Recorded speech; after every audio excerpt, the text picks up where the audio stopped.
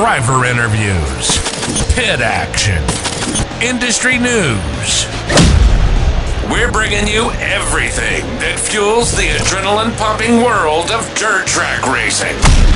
Buckle up now. You're sitting with the Slimy Bastards. Take it away, Jason. Are you tired of losing your pit mat at a race? Well, get a hold of 44 Productions. They can customize your team logo, number, name, whatever you want on that pit mat. So get a hold of Tanner or Kelsey at 44 Productions. All righty, I'm in Mason City, Iowa. They just ran some sprint cars tonight. It's been a while since I've seen sprint cars. I guess I already got it fucked up because you guys are looking at me like, what the fuck is he talking about?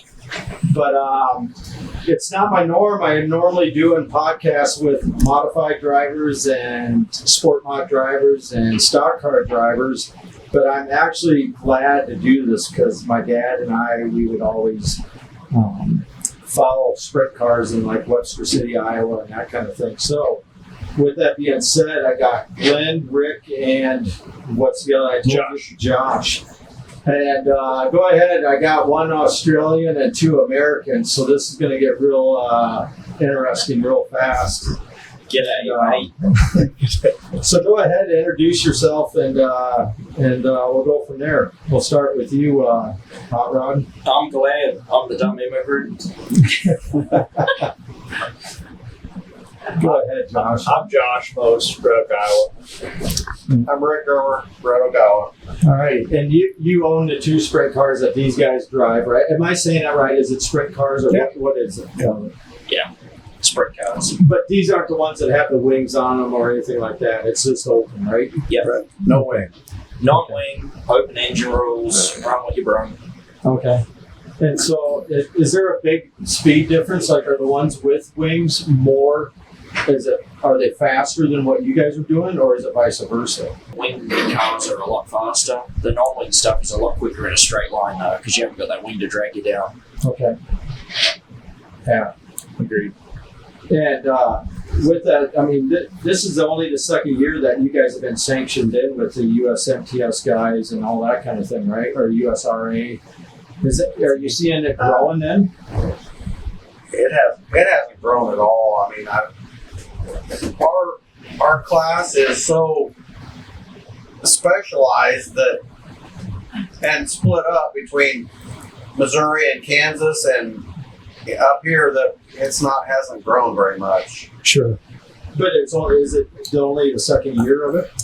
Yeah. Yeah, Okay. it's second year. It's got a pretty good, just a local following. Same guys every night they run, basically. We get a few new guys here and there, but it's been pretty tough to gain people to commit to run this series. Sure.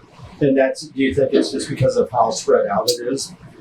I think we're in Iowa, we're a kind of dead zone, I would say. You get your southern cars, they can go even further south and go race, and your northern guys stay up north and race. Sure. So you're kind of sitting ducks here in the middle. Yeah. Well, everybody in Iowa's got a thing with running with a wing on at Knoxville, and just if you got a sprint car, you want to race there or Eagle, basically.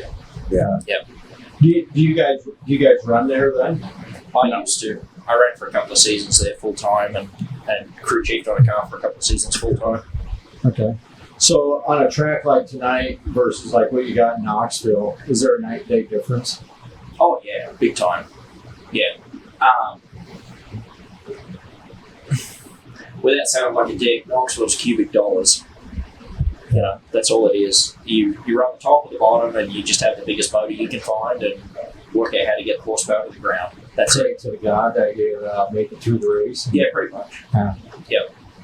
So Josh, you're over there laughing. You bounce in with IMCA stuff, and you and I talked a little bit about that. Yeah. You build your chassis builder and all that. Why don't you tell us a little bit about that? What you do there? So I built Edge modifieds, sport mods, got into the stock car deal a little bit here in the last couple of years. But I ran a little bit of everything. I mean, go-karts, mini sprints, midgets, late models, modifieds, stock car stuff. So I do a little bit of everything. So this is the sprint car thing's just. I mean, luckily these guys jumped in and let me do it. Sure. I mean, we got a midget at home, but we don't really race it either. So Yeah. So you pretty much race everything then.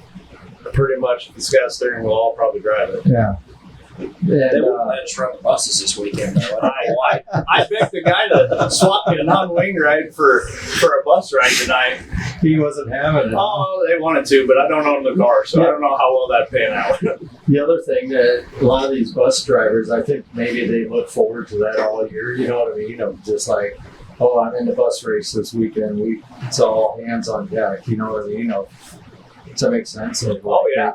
I would say their crew fan club that they brought to the racetrack was bigger than anything. I mean, usually sprint car guys got, you know, what would you say, Glenn? Easy 3 to 5 guys easily for a crew at a minimum. Oh, yeah. And I mean, the school buses like have 20 people in every one of them. Yeah. They definitely bought the pit crew. They were cheerleaders slash pit crew. Yeah.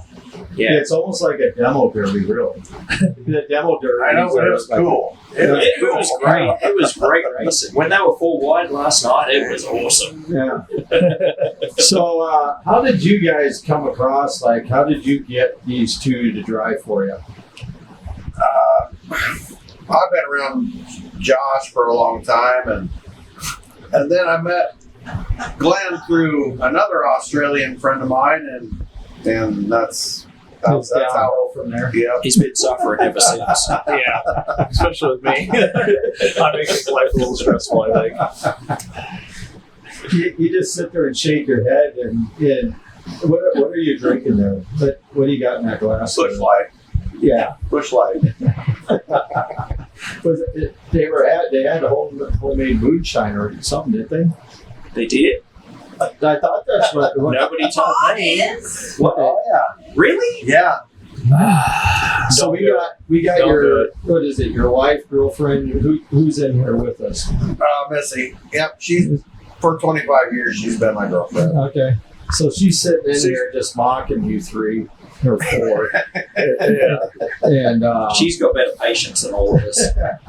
for sure. you know, heaven forbid to get a mic in her hand. It sounds like. You got a word to say?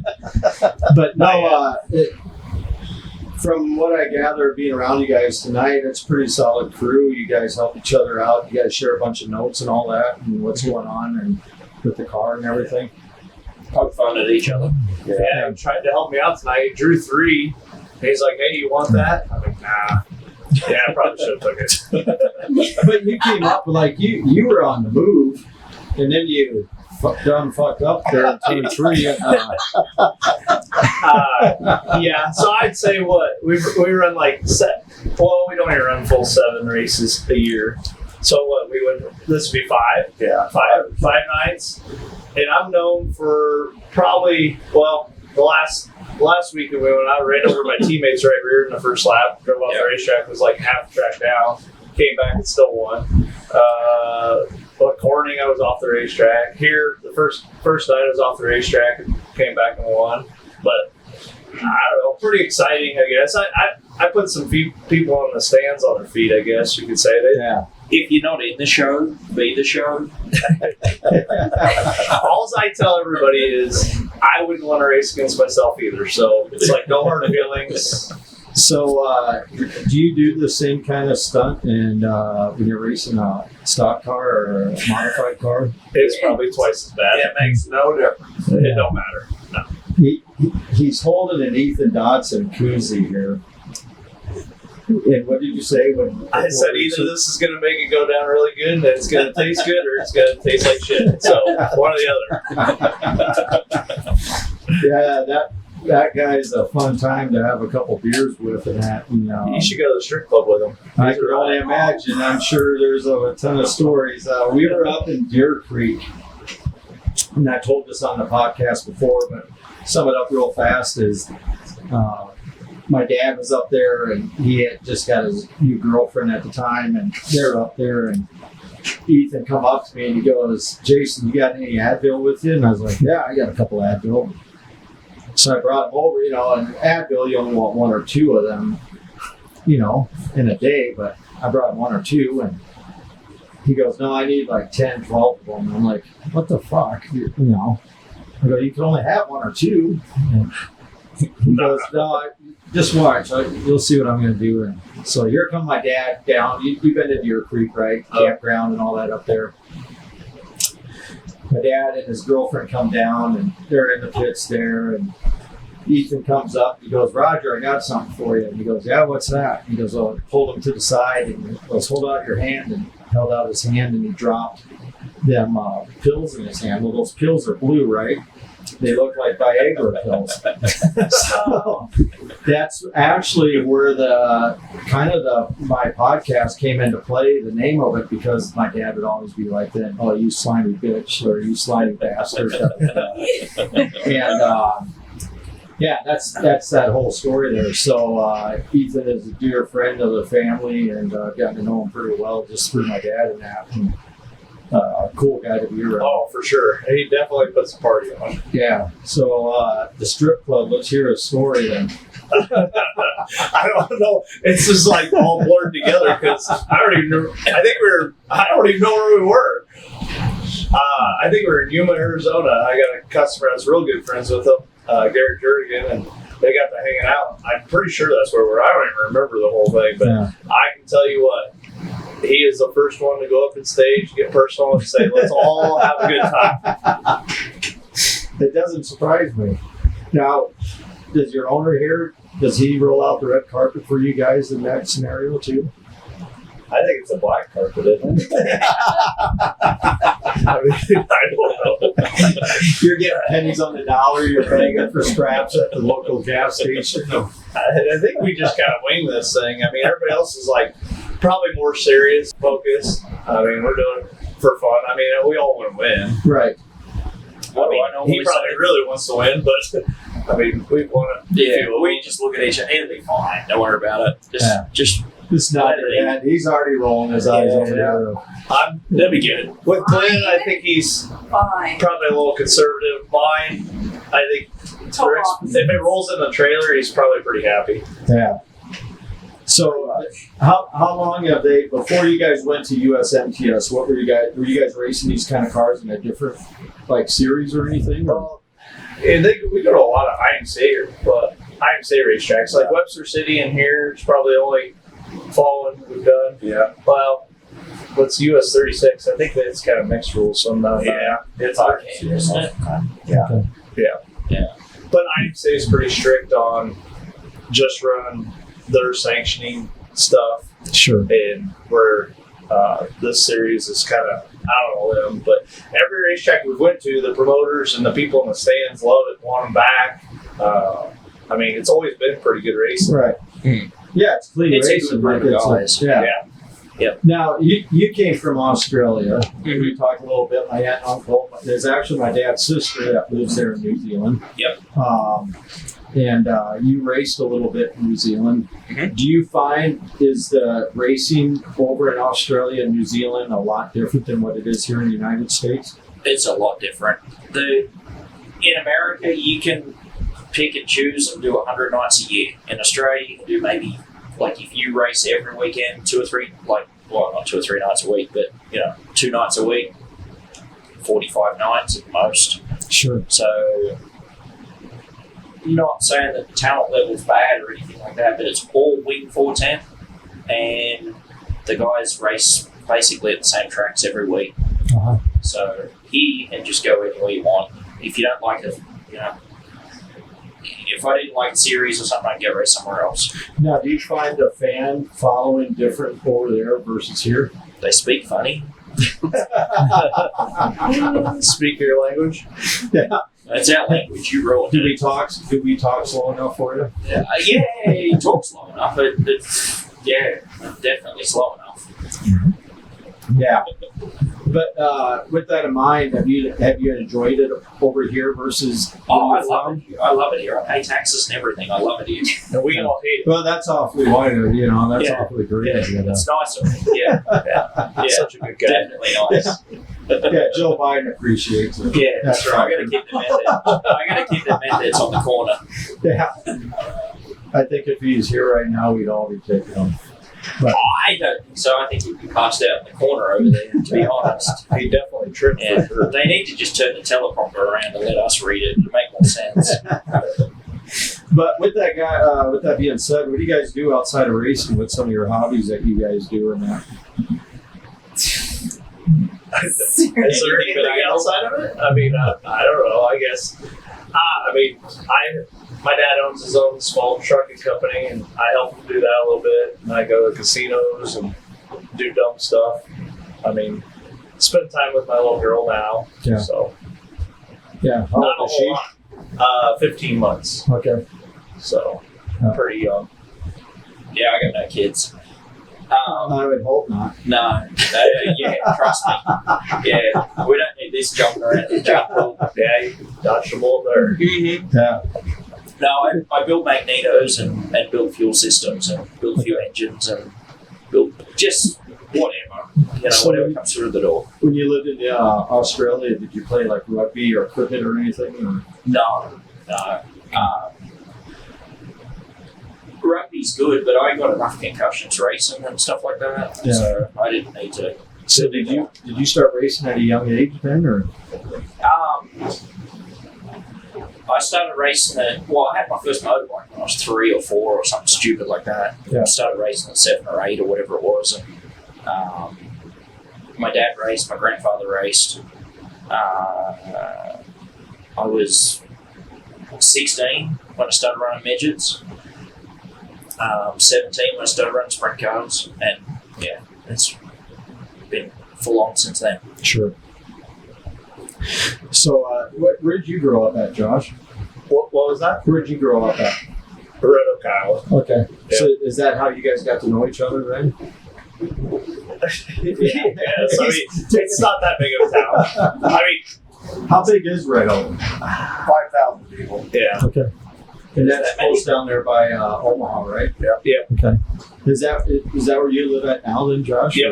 Or- Okay. Yep. I left for a while. I used to run a concrete pump truck for a company in Ames, Iowa, and then I helped a farmer, and then I owned my own truck for a while. Then I got dumb and decided to start building race cars and helping buddies out, and then that made it. I don't know if it was really fun or what, but I mean it's a good time, but Yeah. it's stressful at times. I mean, Rick's been there, done that back in the day. He did a lot of race car modified stuff back in the day and build cars. Did you race, Rick? Oh yeah, Did you? Yeah. In modified then, or? street stocks and modifieds and late models and everything but a sprint car. Really? Yep, that's why I have them now because I've always wanted one, and now I don't drive. I don't even want to drive, but I like them. Yeah. So with that, I mean, did you? What was some of your biggest wins that you remember the best? Of? The first race I won was 1980 in Corning, Iowa. It's something called September, some kind of thing. I don't know. Yeah. That was 3 years after I started. Yeah. And so when you think back about what it was like racing then versus now, what's one thing you wish that would still be relevant today that was big then?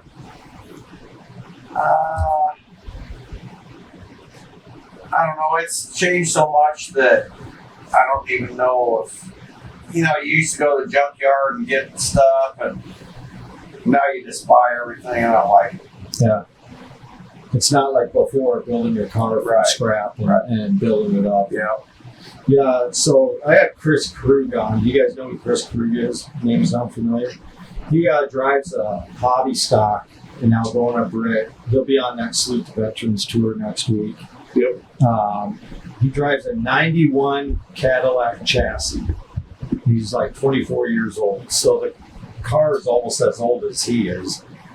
And but he wins in this damn thing. And like he said, he just goes out to the junkyard. He doesn't have any name brand shit. He just does it all out of the junkyard. So it's funny you say That's that. good. I mean, it just don't happen very often anymore. Like the modified thing, we don't even have stock Chevelle stubs anymore. AFCO makes a stub. So we used to have like $100 stub. You could go buy an old frame for $50, $100, sandblast it, you build modified, A mod, B mod on it, you go out and race it. Well, now we got to buy, you don't have to, but the scrap iron prices killed all that stuff for what we're doing. Right. And so IMCA allowed AFCO, which is part of Speedway Motors, and they built a 6872 Chevelle stub, but it's all stamped together and it's just pieced together. Well, it's basically $1,000. Then you got to weld the whole thing up. So you jig it and weld the whole thing up. Some of those are a lot better. The Sure. Southwest Speed did that from overseas, and you get one out of every 5 that go together good, and you'd have one you'd spend a day on. Yeah. The AFCO ones are good right now. They go together good for the stock car world, but when the dies wear out after they build so many, are they going to spend the money to redo dies? And then are they going to be the same? There's a lot of factors in all that. Sure. So, what kind of music you into, Rick? You look like one of them that be into the Bee Gees. You'd slip on a pair of your disco shoes and Not so much. Boston, Kansas, that kind of stuff. So back in the day, would you go to a lot of concerts and that? No. See, I'm a big music guy. So I was always racing. That's what you did. And did you graduate from Red Oak? Yep. If you don't mind me asking, what year was it? 1979. Okay. So, play any sports and all that then? Nope. I wrestled a couple years, but that was it. Yeah. And when you would run and race, and where would you go? What was the big track back then where you would race at? Well, we lived 30 miles from Corning, Iowa. Okay. So Adams County Speedway. Okay. Sunset Speedway. It wasn't like now where guys travel umpteen hours to go to a race, right? Back then you had a pickup or a Suburban and an open trailer, and now we got toters and we can sleep in them, and Yeah. it's a lot better. Yeah. Oh yeah, by far. Because would you ever spend the night at a track or? Now? No, I mean back then. then? Yeah. No. You hardly had that then, did you? Yep. And now you got guys. You guarantee like tonight there'll be guys sleeping here tonight. For Yeah. sure. And it's kind of neat, really. It's Yeah. almost like a camping, partying type vibe. So it's kind of cool on that aspect. But it's really, you kind of admire the old school way of what it was like back in the day too. You know what I mean? Yeah, I don't know if it's really camping. Some of these guys got like $500,000, $700,000 But followers. right. But I mean, you're not Yeah, driving home, or there's you're not very, staying, very few that are forced to drive home. Right. Yeah. So yeah, most people have an option to do something to stay. Most of them. Yeah. So, are you guys heading home tonight, or are you guys staying here? No, we're staying. Yeah. So you're one of them. So that's why he's tying one on tonight. After your little fuck up, he was sitting there counting the money. He was counting the money because it was damn near close to the end of the race, right? And then that's when you dumped it and spun out. Yep. And but he was up in the stands thinking, this motherfucker's gonna win me some money tonight. And then No. He probably was thinking we had a shot, and then when that doesn't count until when I go to the tail, he's like, either it's going to go back to the front or it's going in the wrecker, bringing it in. We ain't got much left. yeah, but you did well with it, Matt. Now, what's your excuse? I ran out of talent. So did I. It must be a team effort. The turn 2 wall doesn't move as far as I thought. That just flattened the tire. I don't know. Yeah, I fucked up. So what do you guys listen to? What music are you guys into? Like none. Like I don't listen I'm to on the phone nothing? like 24/7. Like it was just dinging for a guy with a hobby stock. I drove it one time, and He thinks you're God with it. no. Well, I did drive by the whole field with it, but no. There's drama. He's like, I think he wants me to come back and drive again just to piss the locals off because he doesn't race all the time. So, what do you listen to any music? I listen to a lot of music, like The Living End, Green Spoon, 28 Days. They're my favourite bands, but I listen to a lot of stand-up comedy. Yeah. Yeah. So who are you into with that? Frankie Boyle, Jimmy Carr. He's Paul Smith. Australian. No, they're English. Really? Yeah. It's not good. It never ends well for anybody around me. They're pretty. Are they like Richard Pryor type? What's the driver for Austin? They're a lot worse than that. They're Jet Cole. Okay. Yeah, they don't hold that. You can understand them. Americans don't have the sense of humour that the rest of the world has. Sorry. Well, I know I'm going to offend some people with that one. I think it depends on who you talk to. Yeah, well, yeah. You know what I mean? Because you Yeah. get into like, I'll laugh at a lot of shit. Oh, yeah. It never ends well, though. Like, I don't know. What's the difference between three cocks and a joke? Your mum can't take a joke. Sorry, America. Sorry, America. Yeah, his visa's about ready to I'm expire. going to say they'll renounce my citizenship. So, after tonight, what's next on your guys' plans? What's the plan here? I don't know. No clue. Josh, you and I talked. You're going to be racing in Marshalltown. Yeah, probably I mean, next Friday. I'll probably just do that Marshtown deal. Yeah. With a score mod. Go there and do that. But then after that, I really don't have a whole lot of plans. Like, I got a brand new score mod. I think I've ran it 4 nights, maybe 5. Yeah. So, I've been to a ton of races around here, and I'll say this: tonight was by far probably some of the best racing I've seen tonight. And the modifieds, all that were just. I don't think there's a bad class. no, I mean, I like the buses. yeah, the buses were actually a good show too. I mean, lowest budget deal. Then you got USMTS guys probably spending more money. I mean, I know they're spending more money than what we are in the sprint car deal. Sure.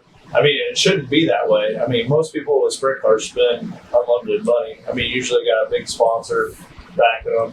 I mean, when you talk sprint cars. Which one of them cars run, if you don't mind me asking? Like, Sprint car? yeah, what do you got into one of them cars? Does it vary on it? I mean, obviously engine and all that. Like, but, I mean, this series or like Knoxville? like your series that you're running right now. I mean, I don't need to know the exact number, but I mean, just ballpark figure. I think there's a variety of like this deal. I would say anywhere from like 10 grand turnkey to 60 grand turnkey. I mean, some guys So got a lot there's of a money big on motor, difference. but I mean, there's no claim. You know what you got. You take care of it. Sure. You know, the modified deal, I mean, most of them probably got, I mean, there's guys out there building modified for years talking 60 grand rolling, Right. and then they're putting, $40,000, $50,000 Sure. drive lines in them after they're rolling. So, I mean, they got damn near 100 grand sitting in a car.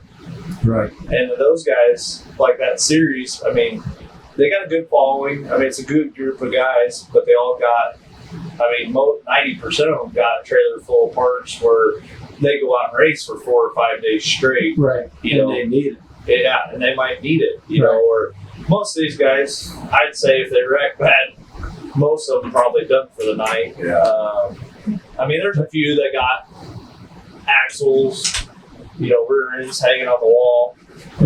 I mean, we did. Yeah. I mean, we changed the rear end. I mean, it wasn't new, but it got us by. And he's still running it. I had a real good podcast interview with Tanner Black and Ricky Alvarado about a couple months ago, and they brought up a good point of USMTS treats their drivers really well. And I'm not saying IMCA does at all, but what I'm getting to is they brought up that when you go up to your drivers' meetings, they hand out like a set of tires or a tire or shocks or Absolutely. whatever.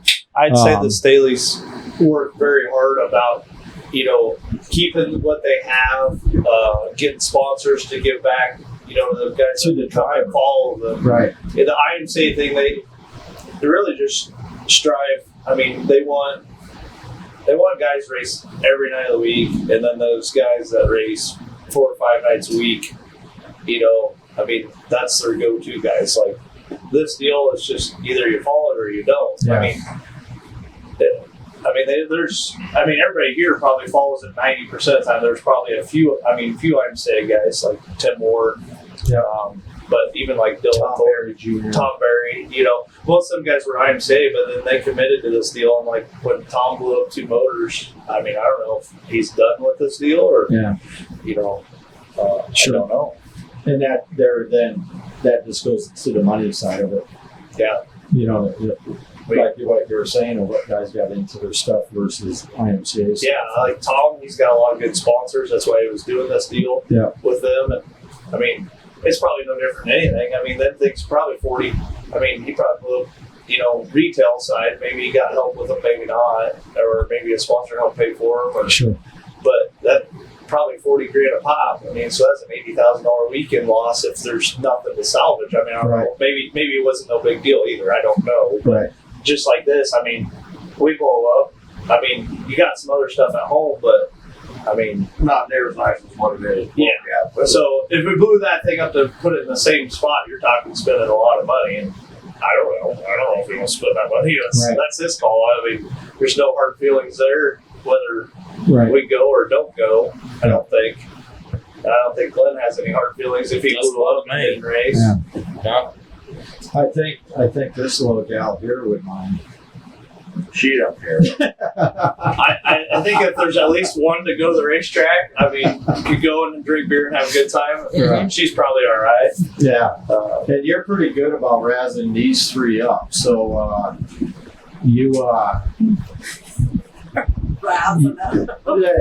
you're pretty good about giving these guys a hard time in that. And She keeps us in check. yeah. Not really. Well, you speak out more than Rick does. Chase the fucking gears! I think that's the other way around.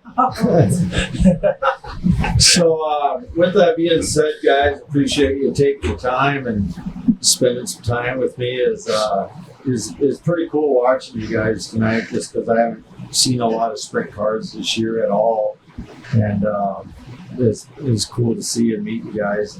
Nobody got upside down. It wasn't even that exciting. We were trying hard enough. I know. Well, Nobody left the ballpark. I was kind of surprised after. I mean, a lot of people think that the non-wing thing's more dangerous, but I mean, if you think about it, I mean, everything can be dangerous, but right. if you got a wing on it and you get upside down and the wing wraps around the cage and it catches on fire because the fuel cell gets knocked off of it, you're in probably a worse boat than what we are. Yep. So, I mean, if you got your belts tight, you got the right safety equipment, I've been upside down in everything I've drove. Everything. That doesn't surprise me. That's just honest. I told her that. And that's not a good feeling either. Yeah, And it especially don't in your bother me. shoes. I mean, some people think maybe I'm brain dead about it, but it's like I've never broke a bone doing it. But you wear a Hans. Like I probably wear my belts tighter than probably what 90% of the people do. Like any caution, even under green, sometimes if they feel loose, I'm pulling them down. But I'm probably the guy that's going to knock the fence down by myself too. Are you the guy that comes in afterwards? You got a little wet spot because you pissed your pants? Oh, too, absolutely not. I don't feel it. I like everybody's like, do you even care? I said, I don't give 2 shits what happens. It's either going to go or not. And It's either going to be my fault or It's if either something going to breaks. run or it's not going to I'm run. going to be pointing at this guy if something breaks someday. I'm like, well, I don't know. Went fast. He worked on to it. the point of impact. How far of a drive is it for you guys from Mason City to where you guys live? About 4 hours. So let's go to all of them. You guys get up in the morning, leave in the morning, or do you guys take your time and stop? And Yeah, we stop and eat. Depends how much we drink tonight. What's this weed? You might Depends stop. how much we drink tonight. If the sun's coming up, we might not. We might have to have breakfast. Well, you never know. I don't stop. I ain't stopping. I'm on the driving beers tonight, so I should be able to get home. so where do you live at then? Malton, Iowa. Is that far from Red Oak then, or Oh yeah, it's about 3 hours. Yeah. When you get to the middle of where is it? when you get to the middle of nowhere, it's over the hill on the left hand side. What's the name of the town? Malton. Moulton. Yeah. It's between Centerville and Bloomfield. Okay. Yeah. The locals tell me it's where the hoot owls fuck the chickens. You got some Amish buggies and stuff. Oh yeah, there's Amish people. Oh, the Amish, they've got a great racer program. Yeah. It pays like $500 to start, and if you hit the target, it's like $2,000 to win. because of the inbreeding problem or something that they have. Yeah. We have Amish up by Northwood. Really, you've got to be comfortable with the sheep though, and the guy in the corner holding the Bible. I was a bit disappointed when he didn't have a camera. Not that I'm trying to. I don't know. How many times have you visited out there? What? How many times you been out there? To where? To the Amish community. I try to avoid them. They smell. Well, it sounds to me like you don't care, but I don't really care about I can't. It doesn't bother me. It's not like they're going to hear it. yeah. They're not going to hear this at all, so I can say what I want about it. I'll say this: they make really good apple pie. You know what? I heard the story about that. Apparently, they find them in the dumpster behind the IV place in Chariton. They pull them out, take the tags off them, and they sell them to people. And all us idiots buy them and think they're wonderful. It looks homemade. Yeah, it looks homemade, but they're like 3 days old, 3 days past the use-by date. Yeah. So, that's all right. Sorry, am I saying things I'm not supposed to say? That's why the podcast is named with the Slimy Bastards, I guess. So it doesn't matter what's being said. It is what it is. The pies are usually pretty slimy, like when 3 or 4 days past the use-by date. Yeah. He's just sitting there shaking his head. I feel sorry for you. I don't think Rick's too proud. Don't feel sorry for him. He brought it all on himself. Don't feel sorry for him by any means. That's for sure. He's got a beer in his hand. He's content. Yep. That's all he cares about.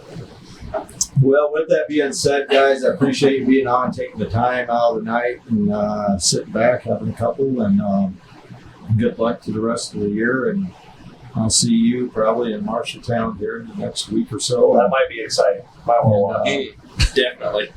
Now, are you going to be with him then, Rick? No, I doubt it. Yeah. That's too boring. That's door banger stuff. Yeah. Montos, man, I tried driving them. I'm not sure about them. They're a bit slow. I don't think he's been in a good one that's been quite right yet. Right. Yeah, that too. That's a problem, but we'll deal with that. Yeah. That'd be interesting to get you in one of them if it's a good car, you know what I mean? I was told last week at Burlington that if we could get the car to lift up, that nobody would catch me, because apparently I was going into the corner like 30 or 40 feet deeper than the other guys, but I'm not that good, so I don't know. We'll see. You're like Josh, you sent it sideways. I'm the same as Josh. I don't care. I flip race cars. It's no big deal. Yeah. It doesn't hurt. Yeah. It doesn't kill me yet. It don't hurt. It doesn't.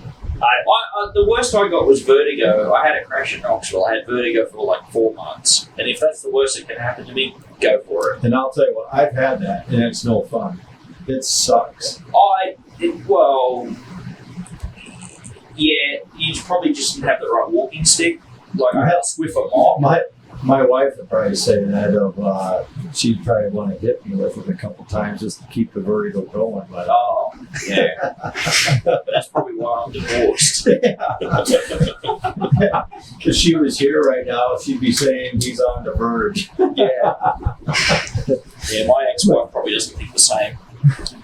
Well, guys, I appreciate it, and thanks for taking the time, and check us out on YouTube and Spotify and all the social links. You'll find us at Sitting with the Slimy Bastards, and till next time, thanks. Pit Stop Motorsports, Dirt Tracks Racing, largest inventory trackside parts service. We keep racers on the track, located in Rock Springs, Wyoming, and coming to a track near you. Check us out on Facebook at Pit Stop Motorsports. And tell Slade Pitt the Slimy Bastards sent you.